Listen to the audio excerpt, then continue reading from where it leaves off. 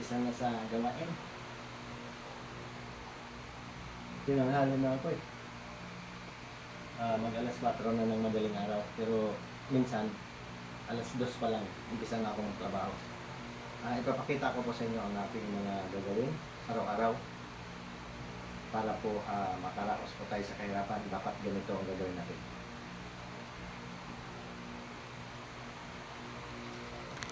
Ito po. Tahian po kami. Alam nyo naman, sa mga nakakilala sa akin, alam nyo naman ito. Ito po yung makina. At yan yung mga sinulid. Kagabi, ito yung tapos kagabi. Wallet siya.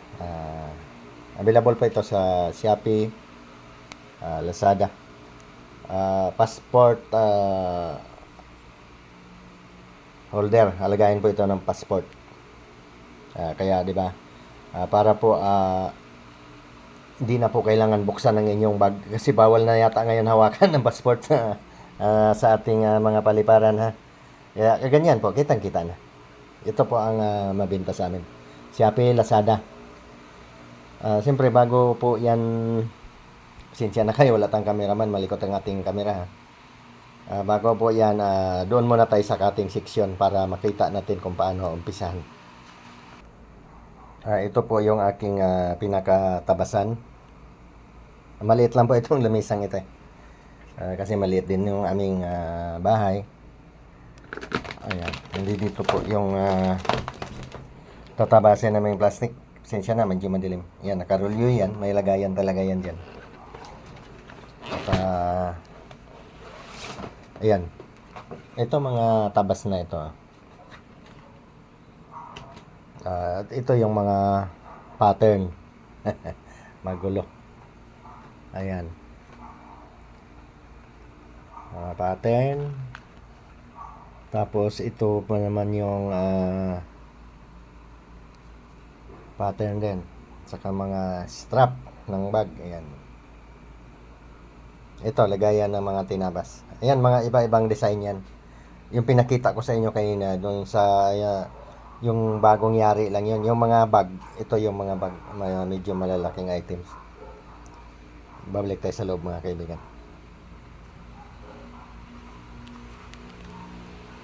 Ito po yung mga tela.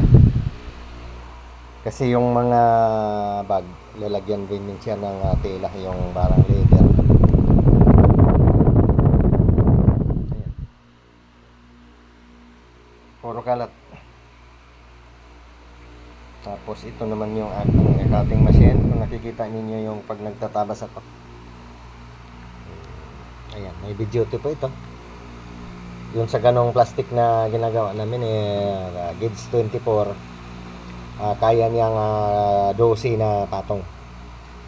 Ay kung mga manipis lang, mayroon din ako diyan maliit na cutting machine. Sa ganitong oras, mag alas 4 pa lang na madaling araw, ang mananahi nakapwesto rito. Tulog pa ang aking may bahay. Kailangan kasi ako ang mauna kay magtatabas ako. Sige po, sana makakuha kayo ng aral sa aking channel. Laging nagtuturo ng kasipagan. Ayan, may gwardiya pa ako dyan.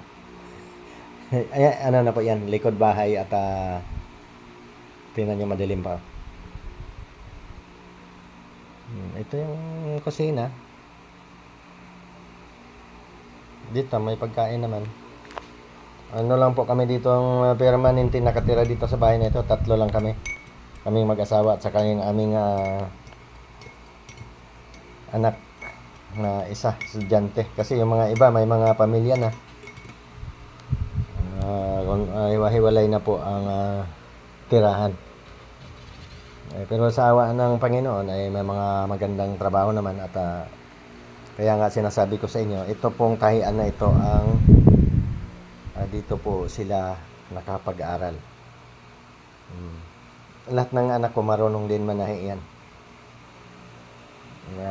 mayroon din po silang karamihan, mayroon din po silang makina sa bahay. Yung mga babae. Sige, sana makakuha kayo ng aral. Ganito po sa tahian, kailangan masipag. Hindi pwedeng tanghalian ka ng bangon dito.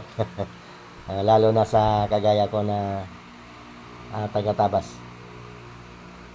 Ito naman po yung aking ano, pag ako'y nagkakanta-kanta. Ayan. May gitar dyan. Konti lang naman ang alam ko sa gitar, kaya hindi ako nag-viral dito sa music eh.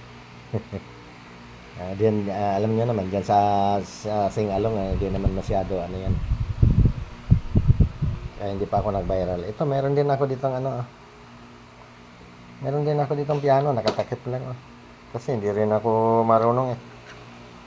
Naghanap nga ako ng magtuturo na magbayad na lang. Sige, sana makakuha kayo ng aral. Pagka tahian, laging konti lang ang tulog. Lalo na kung mayroon kaming mga hinahabol na tatapusin ng mga tahi. Katuwag natin kalimutan manalangin para tayo pagpalain. At ang mahalaga sa lahat ay magsipag para kahit hindi man tayo yumaman, hindi tayo sobrang mahirap na halos ay magugutom na. Ingat po tayong lahat.